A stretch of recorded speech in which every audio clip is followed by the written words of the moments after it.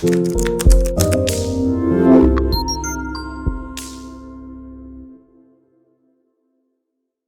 there, it's Jason with AIReviewers.com, and today we have the pleasure of chatting with Curran. He's the founder of the popular AI writing tool Wordplay.ai. Since its launch earlier this year, Wordplay has become a go-to tool for creating super high-quality long-form content. The platform's helping writers, marketers, and bloggers all over the world to create and publish content 10 times faster than ever before. Curran, welcome. Would you take a brief minute to introduce yourself and fill us in on your background? And also, what initially attracted you to the world of generative AI?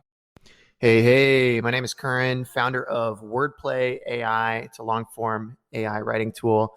And I've kind of been building software products for the past 4 or 5 years. So my previous product is callscaler.com. That one's been that's still running and growing today.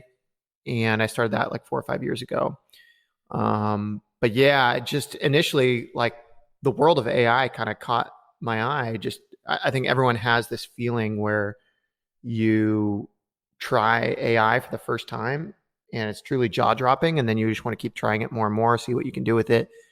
And eventually, after playing with a bunch of these tools, just none of them were working that well for long form and SEO specifically. Like my background is a little bit in SEO. And so basically we built Wordplay to fill that gap, create a long form tool that is specifically really good for SEO. And that's where we're at now. Awesome, Curran. You definitely have an interesting background, and I'm sure that your SEO experience was a huge help as you were building out your AI writing tool. What was it that finally pushed you over the edge and convinced you to build Wordplay.ai? Honestly, just trying a bunch of tools is what inspired me to create my own. After you try enough, you get to kind of see how things work, and then you start playing with like OpenAI Playground and like all these other AI playgrounds. There's one like AI 21 that I was playing with for a while.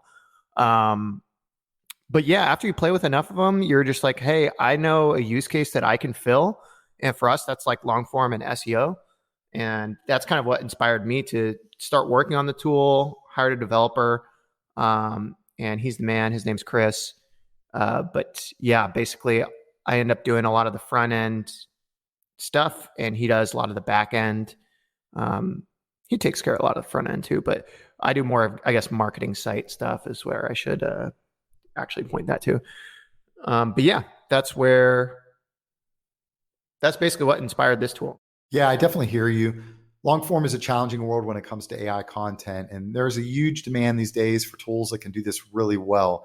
In an industry where AI tools are being developed to do anything and everything, I really like the fact that you have a super focused vision for your tool and want to be known for being the very best at that one specific thing. I think the market has recognized that too, as Wordplay was extremely well received at launch and continues to be one of the top rated long form content generators today. Can you tell us a little background on the platform itself? Maybe walk us through a brief history of the tool's development since it was launched. Sure. So I think we launched it about maybe 6 months ago or so, or we started building maybe a little more than that.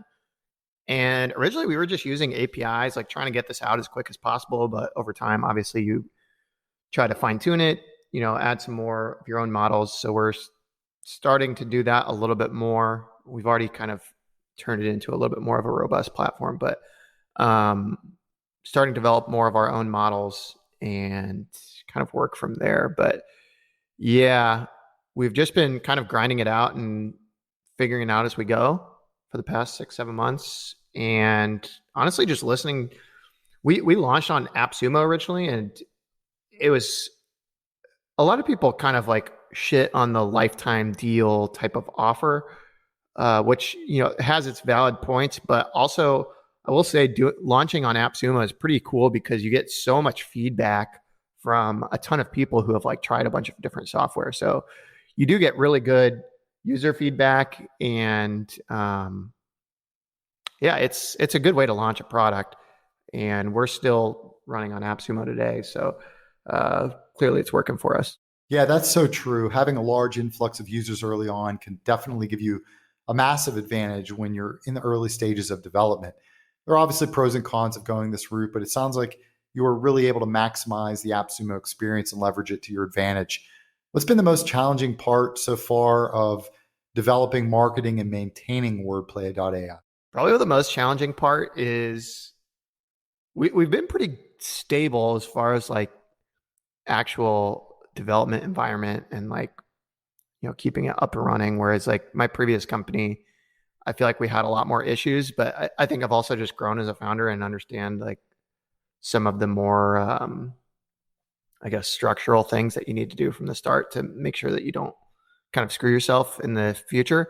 But I guess the most challenging part has been like we listen to some of the stuff users want, but it's also not exactly the direction we want to go. And then also, a lot of users don't totally understand the development side of it. And so they're like, oh, just do this. Like, and they kind of act like they know what you need to do for AI, but it's like, you can tell clearly from what they're saying that they've never really done any sort of development on it. So, that's been something that, just filtering out the noise, I guess, of like, here's what people want and here's what we're actually going to build, and prioritizing what's the most important. That's still a challenge. I mean, that's a challenge with any software product. It's just prioritization, but that's definitely a challenge that we feel. For the benefit of our listeners who are hearing about Wordplay.ai for the first time, how would you break down the key features and benefits of the platform? Sure. So the benefit for those who are hearing about Wordplay for the first time, I would say the benefit is that we're specifically focused on long form, and being an SEO myself, trying to get the most out of a AI writer from an SEO standpoint as well. And so that's just doing things that are generally like SEO optimized, more than other tools, and focusing on that rather than trying to be like a billion different things to everyone. Like there's so many tools out there they have like Instagram captions, Facebook ads, you name it, anything can be made with AI, but all of it is sort of like average. Whereas we want to focus specifically on long form and specifically on making it good for SEO and trying to make that the best it can be, and focusing just solely on that. If you had a chance to begin the development of Wordplay.ai all over again, is there anything that you would do differently? I would say building more of our own models from the start. And the reason I say that is because we started with APIs, and there is a benefit to doing that because you get to market a lot quicker. You can start marketing to users, get users feedback really, really quickly. But the problem is now it's like the switching over to your own models, it just takes so much longer because you have all these active users. You already have a bunch of like code in place that sort of needs to be refactored in order to actually switch to your own thing. So I don't know. I mean, there was definitely benefits to launching quickly and, getting users really quickly, because then you validate the idea and then also, get feedback and whatnot. So I don't know. There's benefits and there's pros and cons basically to both sides, but I do think we probably would have benefited from setting our own things right from the start. But oh well, hindsight 2020. Curran, what can you tell us about what's coming in the near term for Wordplay in terms of new features, improvements being made to the platform, et cetera? So we have a lot of interesting new features and improvements coming. One thing we just released was like a guided mode type of module where basically you get guided through this process, and all of it, you basically just start with your target keyword, and then it gives you title ideas, blog introduction ideas, and subheading ideas. And so we're going to be building that out more. That's already launched, but try to add in like, basically you have your title, which is H1, and then you have your subheadings, which are H2s. We want to take that a step further and, do H3s within each H2 if you want. So basically subtopics within your subheadings, and try to just make it a little bit more robust in terms of like structure of an article or a piece of content. But yeah, that's kind of the direction we're heading, and then always just trying to like improve the general quality of what you get back. So I don't know. I've heard rumors about GPT-4 coming out soon too, and we'll see if that is actually true or not. But yeah, that'll be interesting to see too. I think that might bring a lot of quality improvements across the entire AI landscape. Yeah, that added depth that you mentioned with the H3 headings is something that's really lacking with one-click AI writers. So I think that's a great addition to Wordplay. Curran, we're almost out of time for today, but I wanted to ask you one more quick question. I'm curious as to where you feel the AI software industry is headed over the next 5 to 10 years. To be honest, I'm a little bit worried. I mean, it's crazy how much stuff is already getting taken over by AI. We're already seeing photos happen. Like if you're on Twitter, you see all these new photo apps uh, where you can create profile pictures of yourself. You can, basically generate a human and it looks completely normal with AI.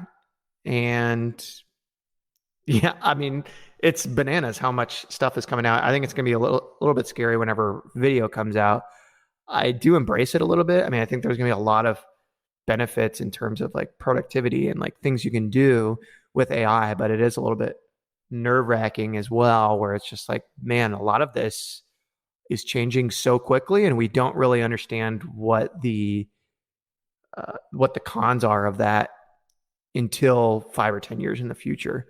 So it's kind of like how social media, it's like now we're all kind of glued to our phone and look, and like all these social media apps were totally built in a way where it hits our dopamine every 5 seconds. And now we're kind of looking back, we're like, was that really like beneficial to humanity?